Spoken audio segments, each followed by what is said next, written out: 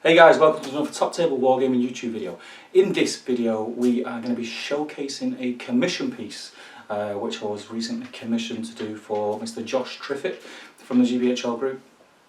Josh is a lovely guy and he's the TO also. He hosts some tournaments, and the actual commission that he's asked me to do for him is going to be part of his upcoming tournament, which fingers crossed I'm hoping to get down. I think he's sold out tickets, but I'm hoping that I'm able to get down just to show my face and have a look, show a bit of support really, and maybe have a drink or two with the guys.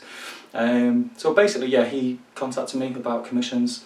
As I've advertised on numerous Facebook groups and on here also, I'm now taking on commissions for scenery, not just for Lord of the Rings and Hobbit, for everything. So anything that you would like sort of building, or a quote for building, be it a full board, be it scatter terrain, be it pieces to make up terrain that you can move around and have on different size boards, 4x4, 6x4, 3x3, get in touch with me on toptablewargaming@gmail.com. We can have a chat about what you'd need. I can give you a quote, and fingers crossed we can come to some sort of agreement and I can get some of these bits and bobs done for you. I'm really happy with this project. I really enjoyed doing it. As I started it, I was kind of sort of given sort of free rein really. He said he wanted it to be based on Ithilien, and kind of left me with that. We spoke very briefly about the scenes in the films. In The Lord of the Rings, where Sam and Frodo are on like a, it's not a cliff, but it's like a, well it is, it's like a cliff top, and they camped out having a rest, and it's the first time they see the Mummoks and Haradrim and Ithilien all marching to the Black Gate. And Faramir pops out and takes them, and then it goes on to the parts with Gollum, etc. But we were trying to go off the feel of the film, get the terrain to have that feel, have that look. So I ran with that a little bit. I also really liked the Forbidden Pool scene, where Gollum's in the Forbidden Pool, and that was a bit of a challenge, because to build that, it would have been big. He commissioned me. This is not going to be a complete board. This is going to be 4 larger pieces of terrain and 4 smaller pieces of scatter terrain that he can move around and have the boards in sort of different layouts as he sees fit for the scenarios, etc. So I kind of had to keep the Forbidden Pool on a similar size base to the other 3 larger pieces, which was probably a little bit smaller than I'd liked it to have been, so I had to kind of bring everything in. I wanted to get the look, the feel. I wanted to get the small waterfall in there. I wanted to get the rocks sitting proud of the water that Gollum sat on, and I also wanted it to be accessible for models to get up, just like in the scene where Faramir takes Frodo up and it points down, asking him if he knows who Gollum is and if Gollum's part of his party, etc. So I wanted it to be accessible, so you could get up on top and you can use it in your games, because you'd have better line of sight from higher up, and I've tried to do that with most of the pieces, as you'll see. So without me waffling on too much, let's get and have a look at the pieces on a gaming mat, and we'll come back in a second and chat about it. So as we can see guys, we have the 4 larger pieces and the 4 smaller pieces of scatter terrain. What I'll try and do is I'll try and get some close-ups, talk over a little bit about each piece. It's quite difficult to get a lot of this on camera in the house. I've got that much going on, there's not that much room, so I'll do my best, so bear with me. So let's start with this piece over here, because it's fairly straightforward. As you can see, it's like a rocky outcrop, sort of a cliff face, with sort of a hill leading up to it, a tree on there, a couple of stumps for cover and line of sight blockages, etc. It's a nice little piece. Really enjoy doing it. Very simple. That's probably the most simple out of all of them. So that's your first large piece. The next piece we'll go on to is this, which is, excuse me, more of a rocky outcrop type piece. You've got 2 large rock formations, as you can see. So excuse me, because the dog keeps running on the mat, difference on the floor. And what this will do, this will A, it creates like a bottleneck on the battlefield, and B, also it's nice cover. So them battles where you're up against a very shooty army and you're not very shooty, or you've got no shooting at all, it's always a bit of a bit of a drag really, because you just get shot to death before you actually meet lines. So things like this I really like on the battlefield. They add a bit of cover for you and help you to reach your opposition without taking too many casualties. So yeah, so that makes like a bit of a corridor of cover, so that's really nice. The next one, again, this is, I'm not too sure, this is in, there's two that are my favourites, and this is one of them. This is based on the cliff face where Sam and Frodo are on top of, and as you can see, I've put some rock steps leading up to the top, and it's all accessible. And then you've got a bit of cover at the top with some bushes, tree stump, the tree, etc. Yeah, so if you imagine that scene there, sat on here, they're camping out, they're leaning against the tree stump, they might have a little campfire going, and they look down across and they can see all Harad and the Ithiliens marching through the tree line. That was kind of where the inspiration come from for that. Now another nice aspect of this, what I've done, I wanted this to be quite large, but working on the size of the bases that I had, I decided to have an overhang on the cliff face. So I'll just turn that round.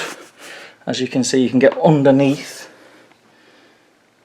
which adds a nice sort of covered area.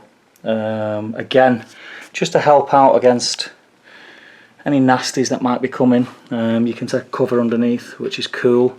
It just adds another dimension, and just makes sort of the game not as simple as games can end up being. Nice cliff face there.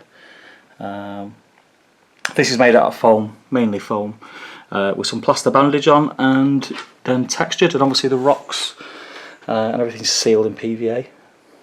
There we go, we've got some filler on the cliff face just to add a bit of texture. And then we move on to my favourite, the Forbidden Pool. It's quite hard to get the effect on camera because you're looking at it sort of in 2D, but yeah, I really like this piece. This area here, it makes it accessible, so you can go up steps to the top, and then you have a little bit of a plateau of the Forbidden Pool with the rocks, etc. I'm not sure how good the camera's picking up the water effects, and as you can see there, some of the water effects are not quite dry, but that's going to be the waterfall. I'll get that finished today, and then yeah, just waiting on that to dry, and then I can get these things off to Josh. But I'm really happy with how that turned out. As we can see from the above, I would have liked it to be slightly bigger and had the rock faces slightly higher, but I suppose another way of looking at it is, with them being so low, models would be able to just take a jump test and jump down in there for cover if needed. You know, if there was an objective in there for, let's say, domination, that becomes very interesting, you know, on that rock in the middle. But yeah, overall I'm very happy with how everything's turned out. Josh has seen these and he seems very happy with them, which is the main thing. And I hope they get put to good use. Oh, I almost forgot the scatter pieces. So the scatter pieces, pretty much self-explanatory.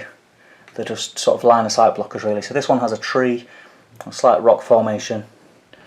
This one is a small bush, which is quite dense. And that larger one is a tree and a bush, again just to take cover behind. And another one with a bush. And what I've tried to do is, rather than keep everything sort of the foliage as it were, sort of like one colour green, I've tried to add effects of leaves and things in there. I think that is that picking them up. I've done that on everything, all the trees.